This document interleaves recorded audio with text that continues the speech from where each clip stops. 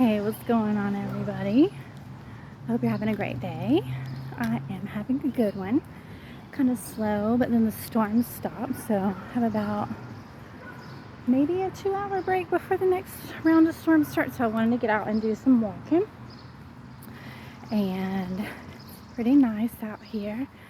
I just wanted to say, I've been following this Diddy trial, and of course, I was interested. I made a video before it even got started, but that a lot of interesting points are being made on the commentary, the behind the scenes, about how even though as horrendous as he ran his life and ran the lives of others, that there are many, many layers to this, and that he is by far the ringleader. You know, he has his own enterprise going, but it's just the tip of the iceberg. Got a couple of people here running their RC cars on the track, so I had to make sure to give them room. So Diddy is by far any kind of ringleader. He's following a blueprint for many other people that do this like him. He's not an isolated incident by any means. He is following what was taught to him, and it's not just what was taught to him by his mom and his dad. Sure, there were many contributing factors to him being open to following said blueprint, things that happened in his life that made him feel like this was okay because it happened to him. Why not repeat it? Why not go further? The threshold has already been crossed at some level for him to be open to that. But he is being thrown to the wolves. He crossed some very, very powerful people, the powers that were, because the tide is changing. The shift has happened. It has happened a long time ago. You're just now seeing proof of it. But it's a fact that there's many, many people in industries and communities, in these little secret society groups, that are far above him and what he's doing. He's just the fall guy for right now, because once that level has been exposed, they want to cut their losses there. They want to make an example. They want to act like we're showing him a lesson, we're putting him in his place, but also we are providing damage control for ourselves, because as long as we keep the damage there, it's minimal compared to what the size of this enterprise really is. When they talk about these rooms that they go in, where people that weren't even in the music industry were in those rooms, and if you listen to other celebrities that have been indoctrinated into these societies, they have pledged something, they have given blackmail so that they will never step out of line. It ensures that they'll never step out of line. And if they do, that blackmail will be exposed, and then they will be thrown to the wolves as the sacrifice for the industry, whatever industry that they might be in.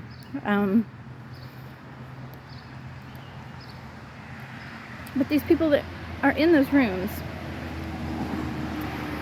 under the impression that they were training for something, for the music industry, but then they go in these rooms and these people are in, they're naked, they're robed, they're in there for a reason.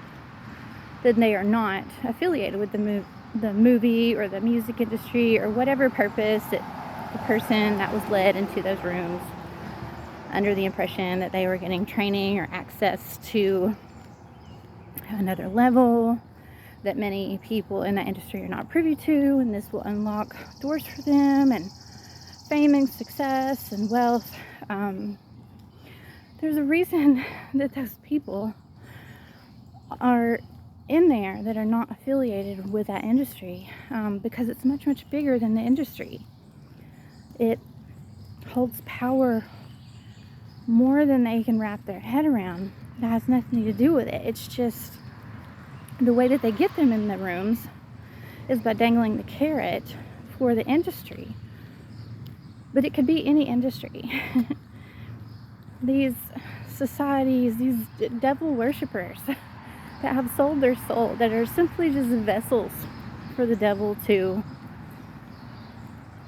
survive within, to carry out his plan in a vessel. He has to have a vessel. He has no body.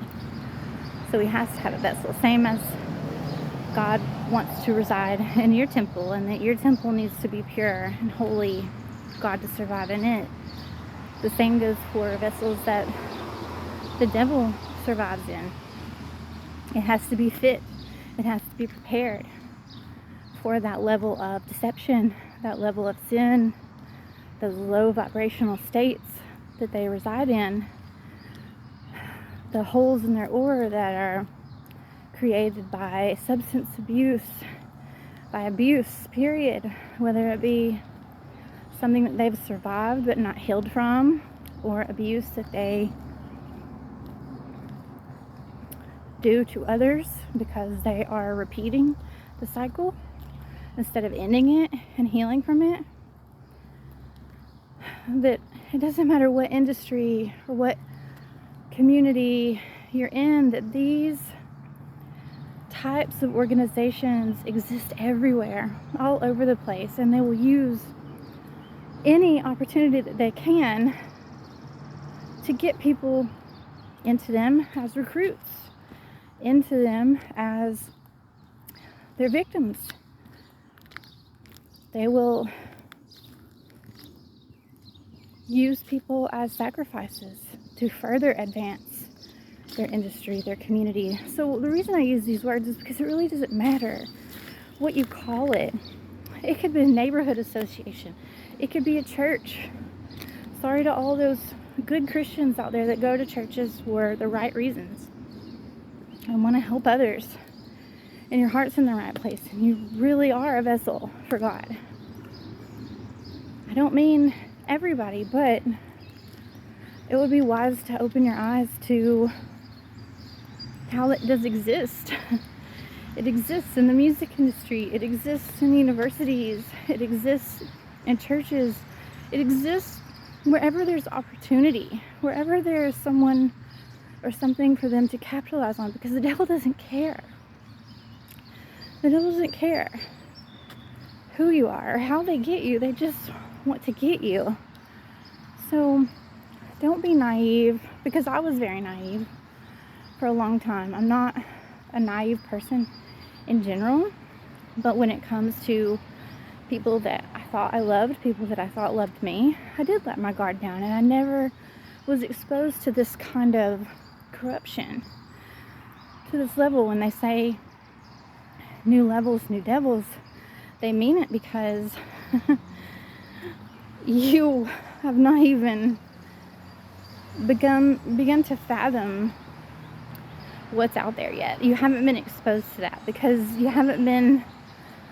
you've been being prepared to go up against these type of things, but you haven't been there yet. You don't know until you know. And when you're exposed to it, finally, these cults, these secret societies, these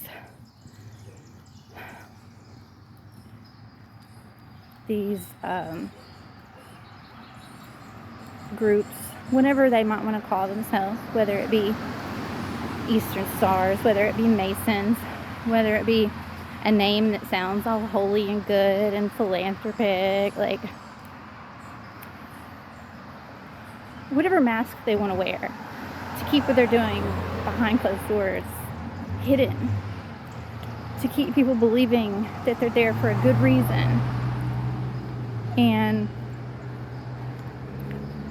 when people start speaking out like the people that are speaking out in Diddy's trial, just for instance, doesn't take a whole trial, doesn't take fame, notoriety. It doesn't take a big platform, although I'm glad that it has one, because that's going to encourage, like the Me Too movement. It's going to encourage a lot of people to speak up, because where the devil had power in numbers, and all that the individual that was perpetrated needed was God. I used to think that power was in numbers.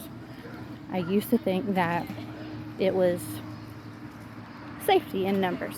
I guess I would put it that way, because I never needed anything other than that. I never needed anything other than safety. I never tried to fight rage against the machine. I will never reach the point of rage, but I almost got there before God started working on me, before he taught me how to live again without all of those things. The old me would have raged, but the new me is unafraid. I'm just unafraid, and that makes a world of difference, because God helped me to do it scared, and then he helped me to do it anointed. And there's a world of difference between doing it scared and doing it anointed. Scared is putting one foot in front of the other and having blind faith that no matter where you go, God's guiding you, and he's got you. You're protected. You just can't turn back to aligning with what he took you up out from on purpose. You have to trust him that was for your good, even if it hurt like hell. Taking you away from those things was for your own good, and he's not going to show you how he's going to get you to the next step. You just have to have blind faith that he'll get you there. And in taking those steps, at first, just like somebody who's learning to walk again, your steps are going to be wobbly. You're going to fall sometimes. You're going to have to take that L. There's a lot of different battles within the war, but he knows what he's doing. The L's that you take are tests for other people. They're tests for you. And as long as you keep going without stopping, no matter how many times you fail, you keep getting back up, and you keep trusting him, and you keep knowing that it's all for a good purpose. Nothing is accident. Nothing is mistake. Nothing is coincidence. He's going to help you. So all you need is him. But those that haven't gone through something, that haven't trusted him with blind faith, are going to start seeing so many other people do this. And they're going to be able to speak up too. And that's where the tide really turns, because the numbers will help other people to speak out. It'll help them to have the confidence and courage and bravery that they need to open their mouth, to find their voice, step into their power, speak their truth, and tell their story. And it's going to be so hard for them to keep trying to call people crazy that are speaking in an educated, in a calm, with purpose, with reverence, with evidence. Crazy. You can't keep calling them crazy, even if it's just one person.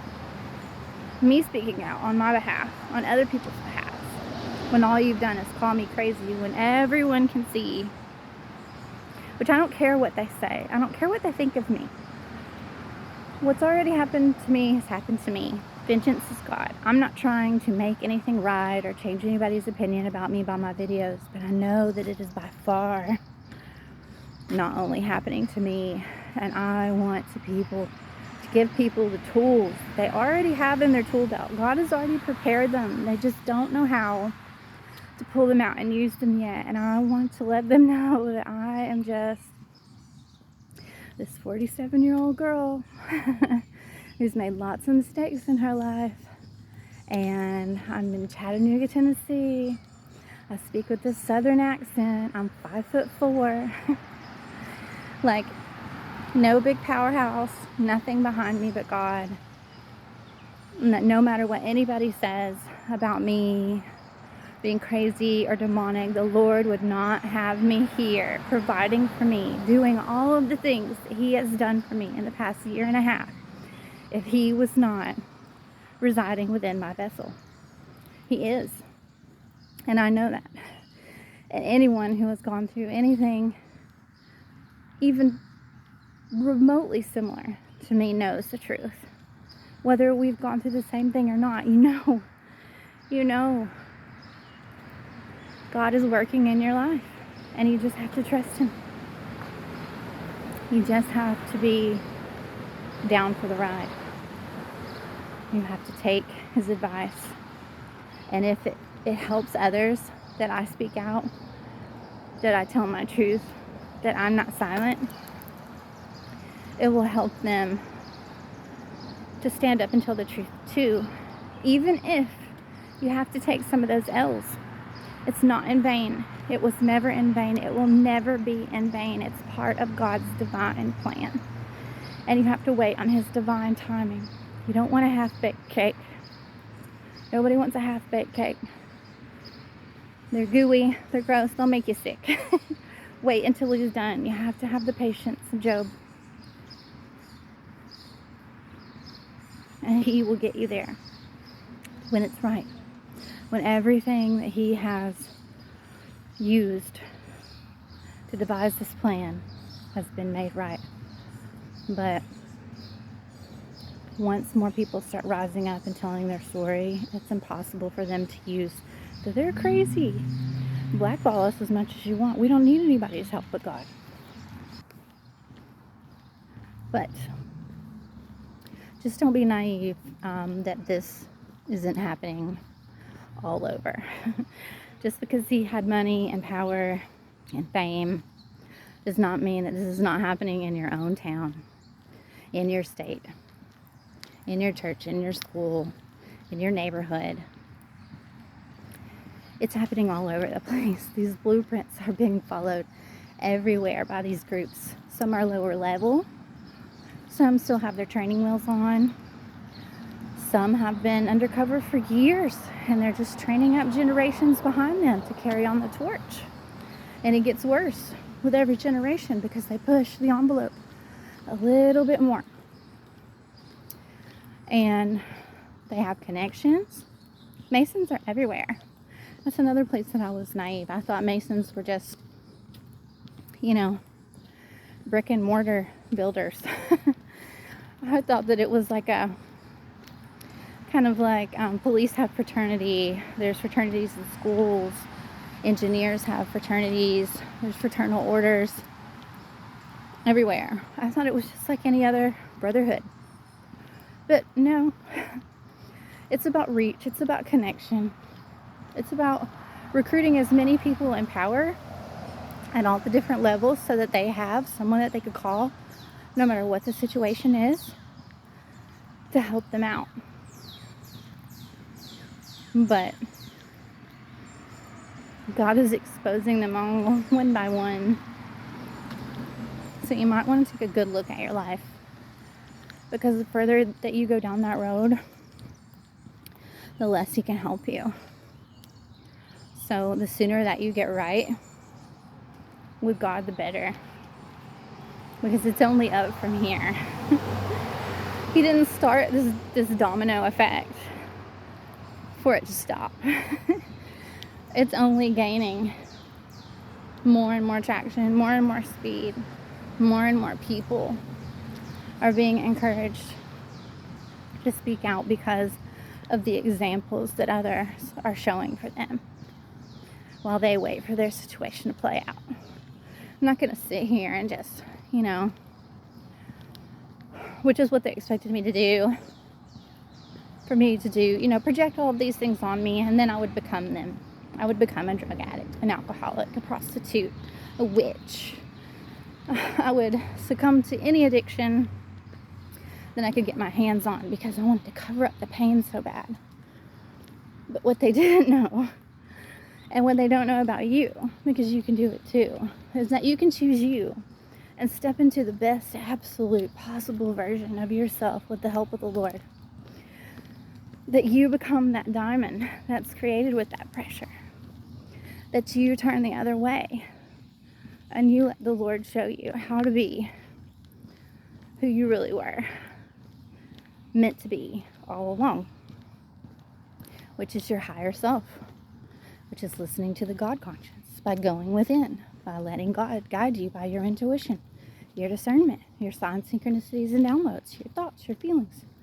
However he chooses to talk to you, and however you can hear him the best, because that's what he's doing. He's going to talk to you however he can get your attention. Whatever modality is best for you to receive that communication, so that you don't miss it. You're not going to miss your blessings, like I've said before.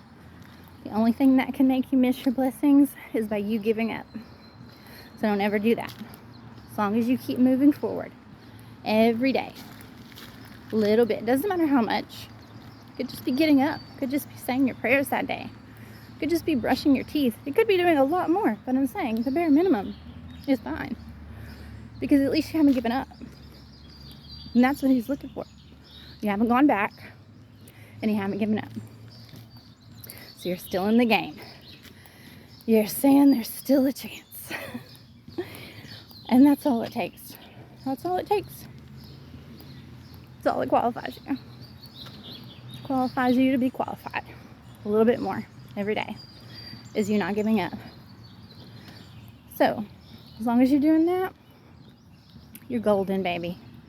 You're golden. You've got the golden ticket. But just know, it's happening everywhere. And there's probably a lot of people that you love and you've supported that have tried to guide you and lead you, that are doing these things behind closed doors and they haven't been exposed yet. So don't be surprised. I'm not going to say I told you so. I just want you to be extra aware that it exists, that the possibility is there. And that when they are exposed, because they will be exposed, what's done in the dark was always brought to the light. Always. In his timing now. Don't you go and try and force it. Because God will put that cherry on top. Let God do that.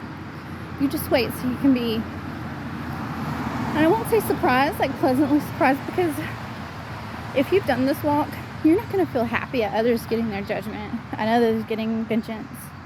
You're not going to be happy because you loved these people.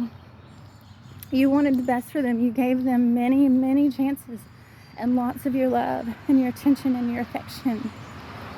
Hoping, praying that they would stop what they were doing, to turn around and repent, to start living their lives for themselves and others, to shine their light, to know that God is the way and it is never too late. Even if you want to call it something else, whatever helps you get there, whatever modality, whatever principles you want to use to stand on to get you there. No judgment here. At least you're there. I'm not going to argue with it. But if you're going out of your way to keep others from doing that for themselves, you're wanting them to stay stuck on purpose. And I would question that as well. I've made many videos on that. Anyone that doesn't want the best for you is calling something demonic or evil that's helping you. It's not hurting you or anybody else. They don't want the best for you. They like the manipulated, hurt, confused version of you that was idolizing them and trusting them without question to keep doing what they wanted you to do because they were self-serving. Look deeper. Look deeper. But just know, what Diddy's doing is not isolated. It's being done everywhere, at all levels, for power, for control, for wealth, for status. But the way that they enter It's many, many different ways, many different excuses, many different labels on it. Whatever gets them in, they don't care what it is, but it's happening everywhere. And the people that it's happened to that are watching this case are feeling redeemed without being personally redeemed, because you see proof of it. God's showing you proof of the beginning. That where Diddy, might just be the tip of the iceberg of what's being exposed, that's happening all over the place. This trafficking of all genders, races, ages. It's being done all over the place. And it's the devil. It's satanic. They're not worshiping God. They're making sacrifices. They're doing these things to level up within their satanic organizations. They're using practitioners, which if you go and read the book about the one that Diddy's ex, the mother of his children, Kim Porter, was writing, that she never got to finish, but enough of it is out there, that when she got pregnant, that's when they wanted to perform the most ceremonies, that everybody would be wanting to have sex with her, because they feed off of those things. They're energy vampires. They feed off of harvesting energy. And when you're pregnant, they consider that a high value. So she had to have a lot of sex with a bunch of different people while she was pregnant, because they considered her energy of high value, just like they do of children, just like they do of people that have followed what God anointed them to do. They are pure. Their energy is valuable. They're connected to source. And they don't want to do that. So they're stealing the energy of individuals that have ascended, that are ascending. So it's not long to go listen to someone reading the transcript of that book, but it exposes a lot of the things that are happening everywhere when it comes to worshiping the devil. They're all doing this. And if you think that they're not, go talk about God around them. Go shine your light around them. See how bad it irritates them. See how they try to get you to stop. Especially if they're already promoting that and acting like this is the life that they live. But when you go and try and shine that light on them, it makes them very uncomfortable. There's your proof. I'd listened to one reader a long time ago, which I haven't listened to any tarot in a long time, because those things don't fit me. They confirmed a lot of the intuition that I was already having, and that was enough for me. But as far as my specific, no one's going to be able to tell me when, where, how. I don't want to know. So I stopped listening, although I do love a lot of those people for helping me and confirming things for me along my path. But this one girl said, just as a indicator, that she went to see a lawyer in the past, and that his office was pristine, had the nicest furniture, marble, all of the things that you would want to see in a high-priced lawyer's office. But she paid attention to the little things. And there was this fly flying around his room, and his fingernails were dirty. And if you pay attention to little things like that, it will help you a lot, because the little things are the inconsistencies that blow their cover. The devil's in the details. So like I talked about, that couple that tried the bait and switch on me, that threw the gun in my hands. That they never prayed over their meals, even though they talked about God a lot. Never heard anybody talk about God so much and not bless their meals. Never in my life, and I've been around so many Christians. And then one lawyer that I had that, well, he was never on retainer, but I did pay him for consultation. He kept trying to call me and pray for me, but then he would send me bills for those phone conversations. That's not God. That's not God. And he wanted me to give him, before he started doing this, he wanted me to give him a good Google review. So I told him I was not paying those bills, and I would put that on Google. And his secretary quickly told me that there was no longer a bill. Of course, because you were being deceiving. What's another example? Oh, this guy that I worked with at my last job was always trying to talk about how much money he had and how much, how he's like a millionaire, and he had this, lawyer and financial consultant on speed dial. They were his best friends. But the primary way, he was wanting to argue over a customer over how much you could send over Cash App a day. Now, a millionaire is not concerned with Cash App. Cash App is like the lowest level of cash management in this entire country, if not world. Everybody has Cash App, but wealthy people are not concerned with Cash App. And this guy would never fix his teeth. He didn't have possibly one good tooth in his head, and he was just laughing and opening his mouth for everybody to see, but yet he wanted people to believe he was a millionaire. Now, not all millionaires spend a lot of money on cars, clothes, so that's not a good indicator. Some people are very frugal, and they don't believe I'm throwing their money away on something that depreciates fast or only lasts so long, and I respect that. Like, if I had a lot of money, I would still drive my car until it quit on me, because there's no car note on it. So, I believe in generational wealth. I believe in multiple streams of income. So if it's not broke, don't fix it.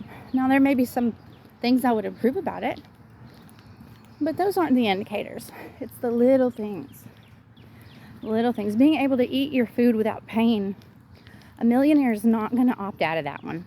They're not going to primarily be concerned with being right with the Cash App rules and regulations that they use on a daily basis, or that their limit is higher than others because of their status. Who cares? It's still Cash App. So pay attention to those things. Pay attention to the details. Just as social experiments, even if you don't think anything around you is wrong, just sharpen your discernment like that. Just peep them. Don't say anything about them. You don't have to write them down. Just keep a mental inventory of the inconsistencies of people's stories, because they want you to believe what they tell you. They want that mask to hold up. They have fought long and hard to build that facade. They don't want it to crumble. So trust me, they're good at the finessing. But you, my darling, you are so much more worthy of someone treating you like that. Someone trying to hold you where they want you. You are free. You are divine. You are a powerful being. And God didn't put you here with all of those magnificent gifts and gifts yet to come for you to stay underneath someone's thumb and be their dumb little, on a leash, led around, tell you whatever they tell you, expect you to believe it, little minion. You're not. Just know it's everywhere. It's everywhere, and I don't want it to happen to you. And if it does happen to you or has happened to you, find your voice. Gather strength from the rest of us, no matter what it is. I love you. God loves you. You're never alone. I'll talk to you later. Bye.